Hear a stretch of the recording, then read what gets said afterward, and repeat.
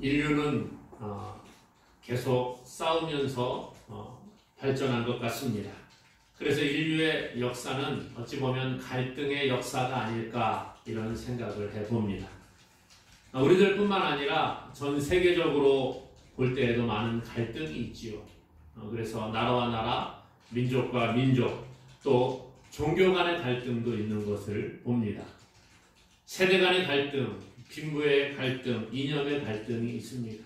우리나라도 많은 갈등들이 있는 것을 보게 되는데요. 참 안타까움을 우리가 금할 수 없지요. 그런데 이러한 현상을 보게 되면 어찌 보면 당연한 것 같다 이런 생각을 해 봅니다. 세상을 살아가면서 사람들의 힘을 가지고 사람들의 의지를 가지고는 결코 모두가 다 화목하게 살아갈 수 없는 것을 보게 된다는 거지요. 그게 인간의 한계인 것 같습니다. 성경은 우리가 화목하게 살아가는 힘은 사람의 힘으로 되는 것이 아님을 분명히 말씀해 주고 있습니다. 그래서 오늘 본문을 중심으로 해서 화목한 사람이라는 제목으로 말씀의 은혜를 나누어 보고자 하는데요. 어떤 사람이 과연 화목한 사람의 삶을 살아갈 수 있을까? 그것이지요. 먼저 오늘 말씀해 보니까 하나님과 화목한 사람이 되어야 한다. 그렇게 말해주고 있습니다. 태초에 하나님께서 사람을 창조하시고 사람을 에덴 동산에 거하게 하셨습니다. 그곳에서 하나님께서는 아담과 더불어 교제하는 그런 모습을 보여줍니다. 하나님이 아담을 찾아가시고 아담과 교제하시고 아담이 그 에덴을 누리며 살아갈 수 있도록 해주셨다라는 것이지요. 그런데 아담이 하나님의 말씀에 불순종하여 죄가 세상 가운데 들어오고 죄로 말미암아 사람과 하나님과의 교제가 끊어지게 되었다는 거예요. 하나님은 날마다 우리와 함께하기를 원하셨지만 죄는 하나님과 우리 사이에 담을 세워놓았고 그 죄로 말미암아 하나님과의 교제가 끊어지게 되었어요. 그래서 아담 이후에 모든 출생하는 사람들은 하나님과 단절된 하나님과 원수가 된 삶을 살아간다. 성경은 그렇게 표현해 주고 있습니다. 그리고 우리의 힘으로는 결코 하나님과 원수된 이 관계를 회복할 수 없게 되었다는 거죠. 사람의 힘으로는 안 되는 거예요. 그래서 하나님께서 하나님과 교제할 수 있는 길을 사람들에게 제시하십니다. 그게 구약 성경에 보면 제사라는 제도지요. 사람이 죄값을 치루어야 하는데 사람의 죄를 대신해서 그 제물인 동물이 죽게 되는 거예요. 그리고 그 동물의 피를 하나님께서 받으시고 사람의 죄를 용서하시고 교제하시는 거예요. 그래서 하나님께서는 이스라엘 백성들을 만나주시는 방법이 제사라는 방법을 통해 희생 제물을 통해서 하나님께서 만나주셨다는 거지요. 그런데 이것은 일시적인 거예요. 죄를 지을 때마다 희생 제물이 필요합니다. 그래서 하나님께서는 영원한 속죄를 위하여 그의 아들 독생자 예수 그리스도를 이 땅에 보내어 주셨습니다. 그리고 예수님이 오늘 저와 여러분들의 죄를 위하여 십자가에서 죽으심으로 말미암아 그 보혈의 공로로 하나님과 원수되었던 관계가 회복되어지는 거죠. 그리고 하나님께 나아갈 길을 열어주신 줄로 믿습니다. 오늘 그 예수님께서 우리를 대신하여 십자가에서 죽으신 그 십자가의 고난을 기억하고 우리가 기념하는 주간이 바로 고난주간이라는 거죠. 오늘 종료주일로 지키고 또 이제 고난주간이 시작이 되는데 한 주간 특별히 그 예수 그리스도의 십자가의 보혈의 공로를 우리가 기억하고 감사하는 한 주간 되기를 주님의 이름으로 간절히 소망합니다. 오늘 우리가 하나님께 나아가는 방법은요, 하나님과의 화목에 있다는 거예요. 그런데 하나님과의 화목은 우리 사람의 힘으로는 불가능하다는 거지요. 그래서 하나님의 방법으로 우리가 나아가는 겁니다. 그 방법은 오직 예수 그리스도를 통해서만 가능하다는 거예요. 오늘 하나님의 그 방법, 하나님을 섬기는 일도 마찬가지입니다. 하나님의 말씀에 순종하고 하나님의 말씀을 따라갈 때에 하나님과 화목하게 되는 거예요. 왕과 신하가 잘 지내는 방법은 왕의 마음을 따라서 신하가 살아갈 때에 관계가 아름답게 형성이 되죠. 오늘 우리도 마찬가지입니다. 하나님과의 관계가 아름답게 계속되기 위해서는 하나님의 방법을 따라 순종하며 나아가면 된다는 거예요. 이것이 바로 복을 받는 비결인 줄로 믿습니다. 로마서 5장 10절 말씀에 곧 우리가 원수 되었을 때에 그의 아들의 죽으심으로 말미암아 하나님과 화목하게 되었은즉 화목하게 된 자로서는 더욱 그의 살아나심으로 말미암아 구원을 받을 것이니라. 우리가 그의 아들 예수 그리스도의 죽으심으로 하나님과 화목하게 되었다는 거예요. 그러므로 오늘 우리는 하나님과 화목하게 된 자들로서 하나님의 방법을 따라갈 수 있기 바랍니다. 로마서 5장 11절은요 이렇게 말해요. 그뿐 아니라 이제 우리로 화목하게 하신 우리 주 예수 그리스도로 말미암아 하나님 안에서 또한 즐거워하느니라. 우리의 기쁨, 우리의 즐거움이 어디에 있다고요? 예수 그리스도로 말미암아 하나님과 화목을 이루었다는 거예요. 그러기에 우리가 기뻐하고 즐거워할 수 있는 것, 그것은 오직 예수 그리스도를 통해서만 가능한 줄로 믿습니다. 예수님이 이 땅에 오신 목적이 무엇이에요? 십자가에서 왜 죽으셨습니까? 하나님과 우리를 원수되었던 관계에서 화목하게 하시기 위한 것인 줄로 믿으시기를 바랍니다. 그러므로 오늘 우리는 예수 그리스도를 나의 구주로 믿고 고백하는 자가 되어야 돼요. 그리고 하나님과 화목하게 된 자들로서 그 구원의 은혜를 기뻐하고 감사하는 자가 되기를 주님의 이름으로 간절히 소망합니다. 또 오늘 말씀에는 보니까 성도와 이웃과 화목한 사람이 되어야 함을 말씀해 줍니다. 요즘 갈수록 예수님을 믿는 성도들이 세상에서 좋지 못한 이야기들을 듣게 됩니다. 교회를 다니는 사람들이 많이 욕을 먹는 것을 보게 되지요. 교회 다니는 사람들이 왜 저렇게 행동할까? 왜 교회 다니는 사람들이 왜 저럴까? 교회 다니는 사람들이 더 못됐어? 뭐 더 나빠? 이런 얘기합니다. 저는 사실 그렇게 보지 않습니다. 뭐 교회 다니는 사람들이 더 나쁘겠어요? 그 사람이 예수님 믿어서 그 정도 되었다, 저는 그렇게 생각을 합니다. 그런데 세상 사람들이 볼 때는 아마 이런 생각이 있는 것 같아요. 교회 다니는 사람은 세상의 사람들보다 훨씬 더 선한 사람이어야 된다라는 도덕적인 그러한 더 깨끗함을 우리에게 요구하는 것 같습니다. 그렇기 때문에 세상과 비슷한 삶을 살아가면 교회 다니는 사람들이 더 심해. 교회 다니는 사람들이 왜 저렇게 살아? 이런 이야기 듣는다는 거지요.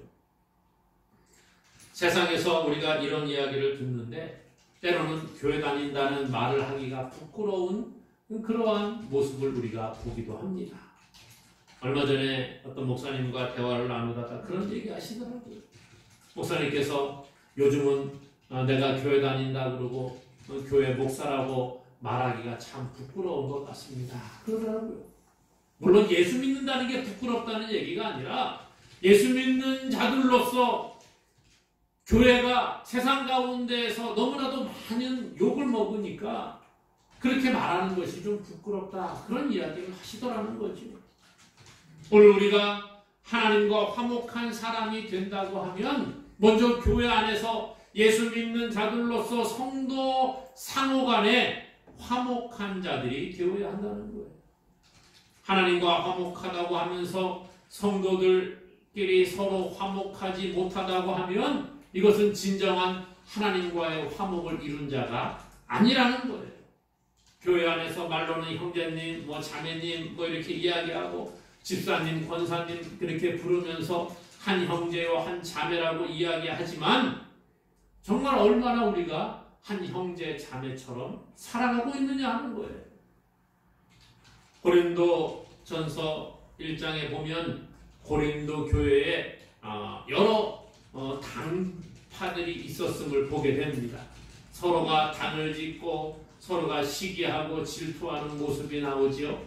나는 바울 파라, 나는 아볼로 파라, 나는 베드로 파라, 나는 그리스도 파라, 뭐 이런 이야기들을 했다는 거예요.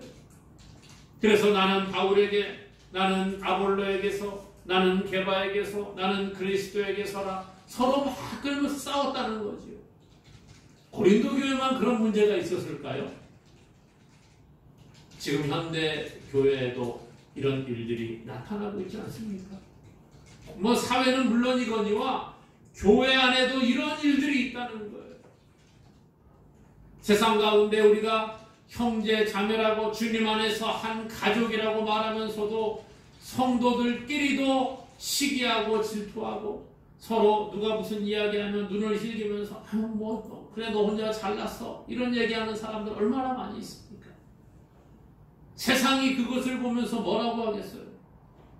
어떤 분 그러시더라고요. 왜 교회는 그렇게 싸웁니까? 이렇게 물어보더라고요.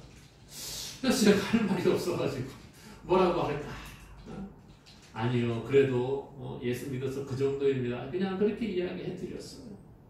물론 뭐 이해가 안 되겠지만 교회가 많은 싸움이 있고 분쟁이 있고 요즘은 교회들 안에서 소송이 걸리고 그 소송을 세상 법정에 가지고 가서 교회가 참 그렇게 좋지 못한 모습을 세상 가운데 보여주지 않습니까?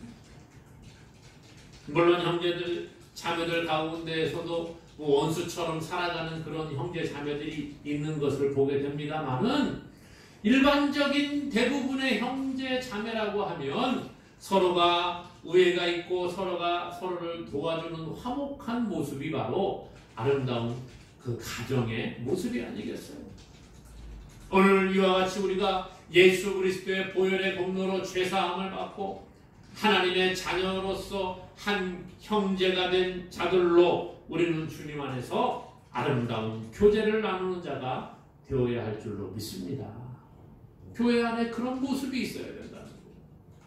뿐만 아니라 우리가 예수 믿는 자들로서 세상 사람들과의 관계에서도 이웃과 화목한 자들이 되어야 함을 오늘 본문은 우리에게 말씀해 주고 있습니다. 이웃과 화목한 자. 우리는 세상과 구별된 자들이라고 말합니다. 교회는요, 세상으로부터 부름받은 사람들이 모인 하나님의 백성들이 모인 곳이 바로 교회라는 거예요. 그러므로 세상과는 구별된 자들이다 그렇게 이야기하지요.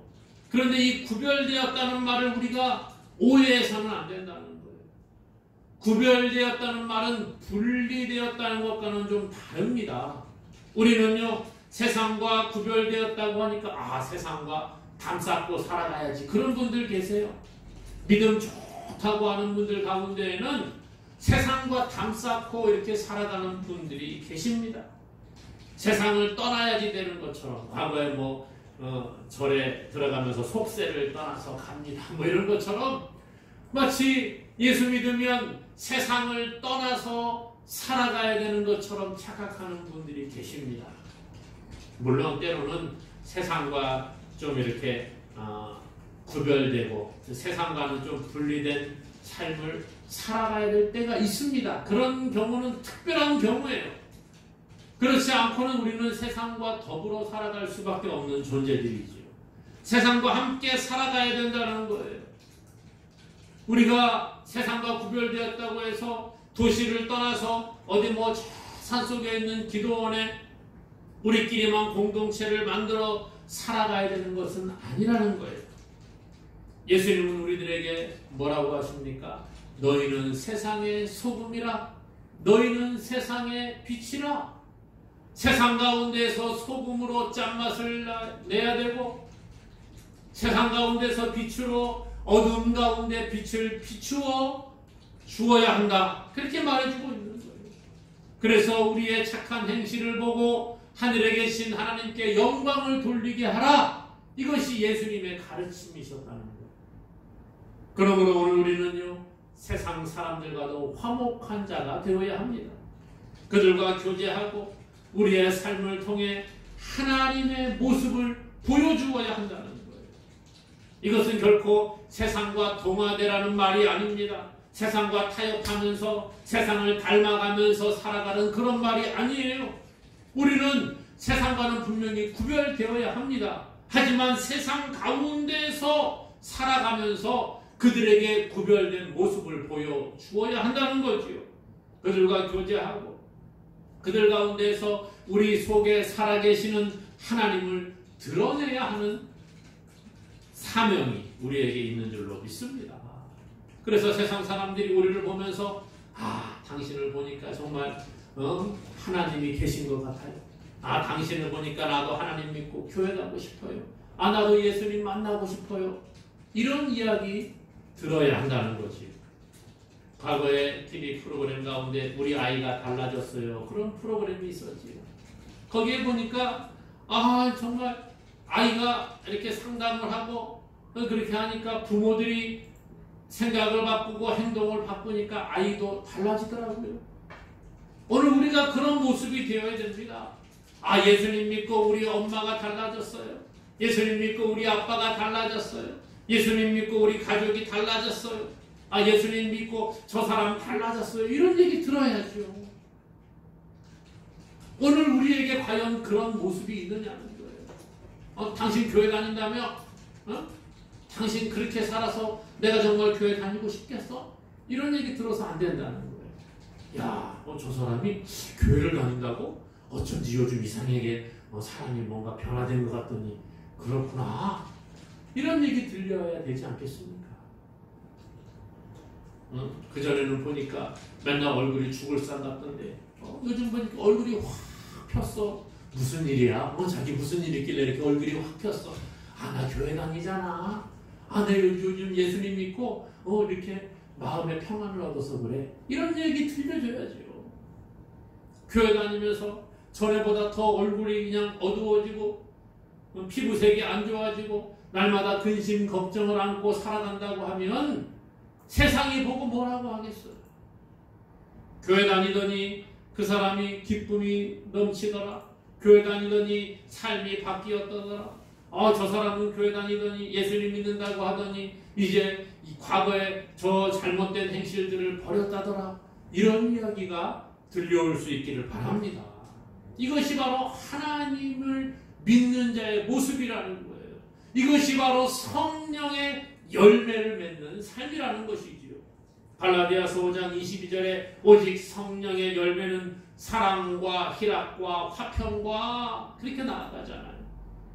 화평한 삶을 살아가는 것, 이것이 성령의 열매인 줄로 믿습니다. 사랑하는 여러분, 우리가 하나님과 화목한 자가 되었으면 우리 이웃과 성도들과 먼저 화목하고 더 나아가서 교회 밖에 있는 사람들과 화목한 자가 되어야 합니다. 이것은 힘들어도 해야 되는 거예요. 이것은 해도 되고 안 해도 되는 그런 선택사항이 아니라는 거지. 세상과 화목한 것은 하나님의 명령이라는 거예요. 로마서 12장 18절에 할 수 있거든 너희로서는 모든 사람과 더불어 화목하라. 모든 사람과 더불어 화목하라. 명령이라는 거예요.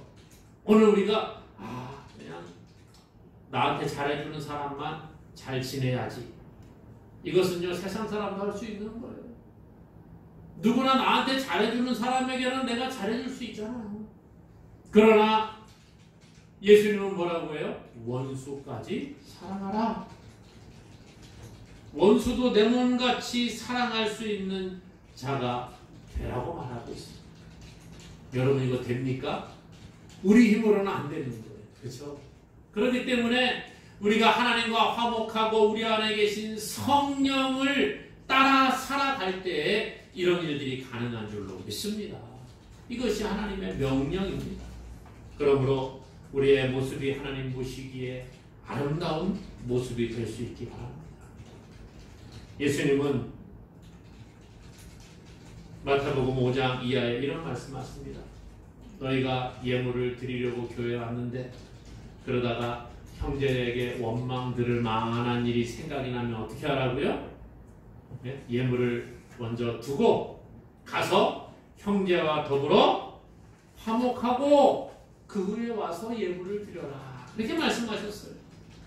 이 말은 우리가 이웃과 성도들과 싸움하는 좋지 못한 관계, 저 사람과 원수가 되어져 있고 저 사람에게 미운 감정이 있는 상태로 교회에 나와서 예배드리는 것을 하나님이 기뻐하지 않는다는 거예요. 할 수만 있으면 모든 사람과 더불어 화목하라.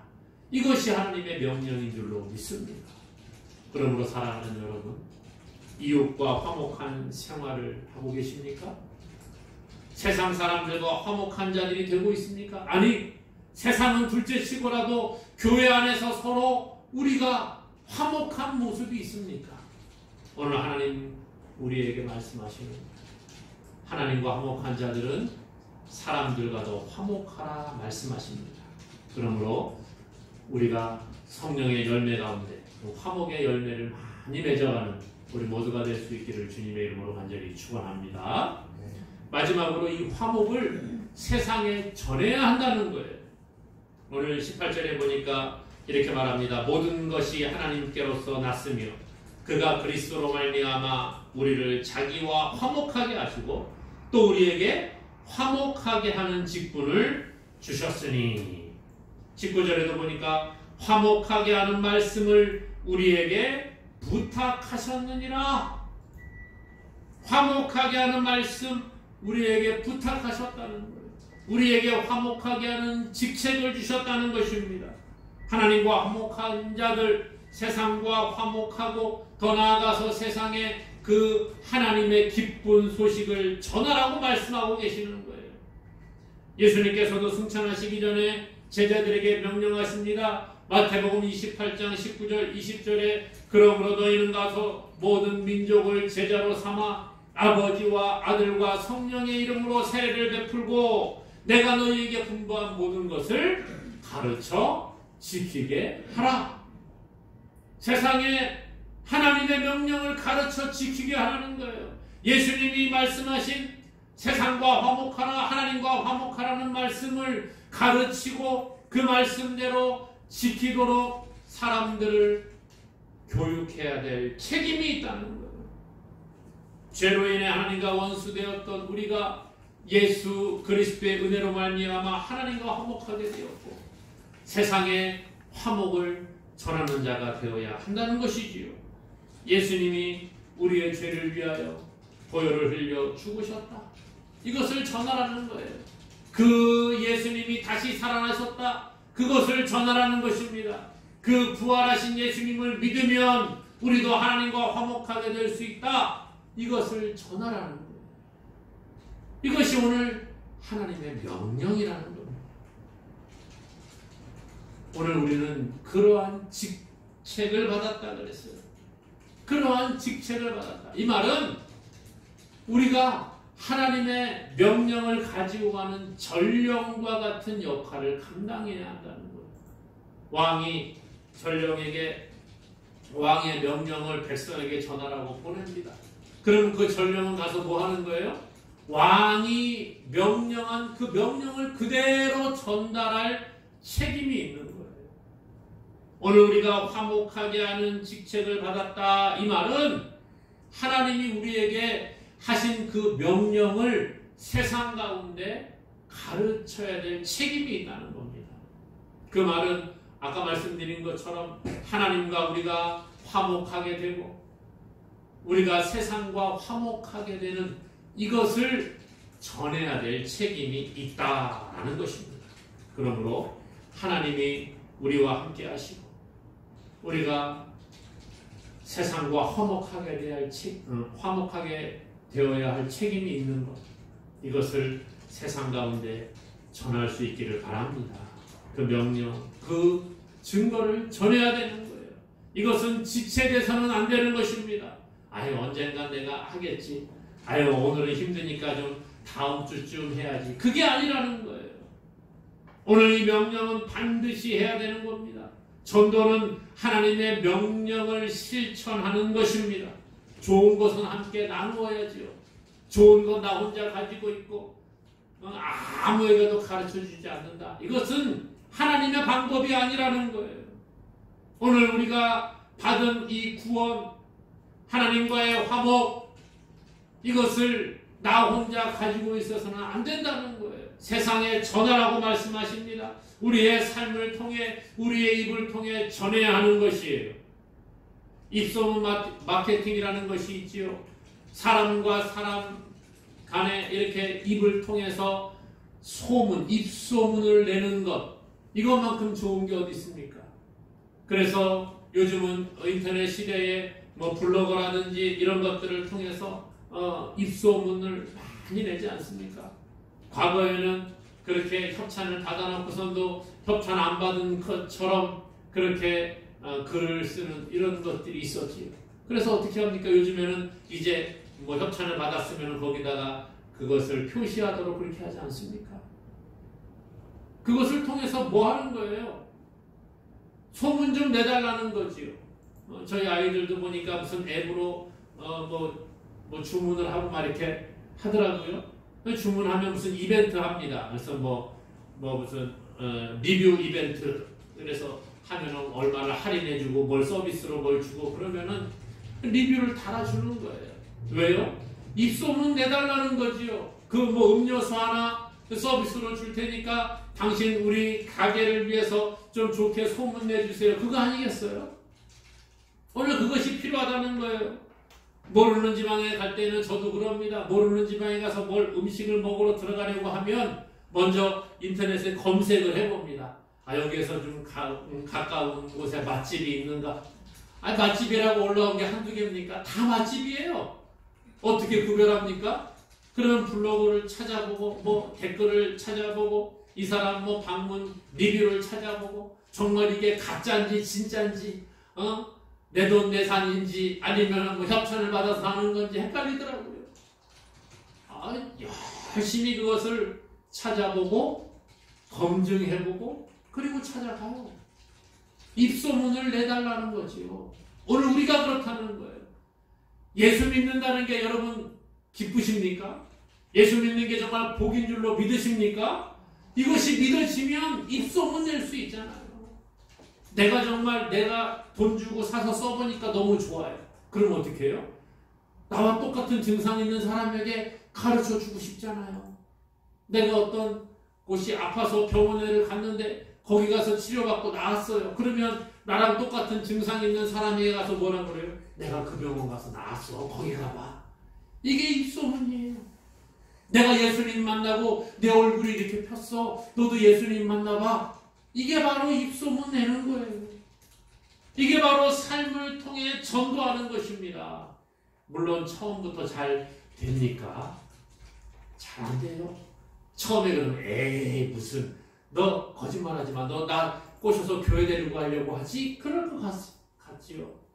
그러나 이것이 한 번, 두 번 되고 정말로 우리의 삶에서 기쁨이 나타나고 감사가 나타나고 우리의 삶의 변화 일어나는 것이 그 사람에게 보여지게 되면 그 사람에게 복음이 확장되어지는 줄로 믿습니다. 이게 바로 전도라는 거예요. 처음에 거부당하고 오해받는다고 할지라도 피하지 마시기 바랍니다. 삶을 통해 예수 그리스도를 전할 수 있기 바랍니다. 우리의 삶을 통해 예수 그리스도가 나타날 수 있기를 바랍니다. 이것이 바로 화목을 전하는 자의 삶이라는 거예요. 사랑하는 여러분, 오늘 우리는 먼저 하나님과 화목한 자가 되었습니다. 그리고 성도와 또 세상과 이웃과 화목한 자가 되어야 합니다. 그리고 마지막으로 이 화목의 직책을 맡은 자들로서 하나님께서 우리에게 어떻게 행하셨고 예수님이 이 땅에 오셔서 왜 십자가에서 죽으셨는가, 또 부활하신 그 예수님을 믿으면 어떻게 되는가, 이것을 전해야 될 사명이 우리에게 있는 줄로 믿습니다. 그러므로 세상 가운데 이 화목의 메시지를 전하는 저와 여러분 될 수 있기를 주님의 이름으로 간절히 축원합니다.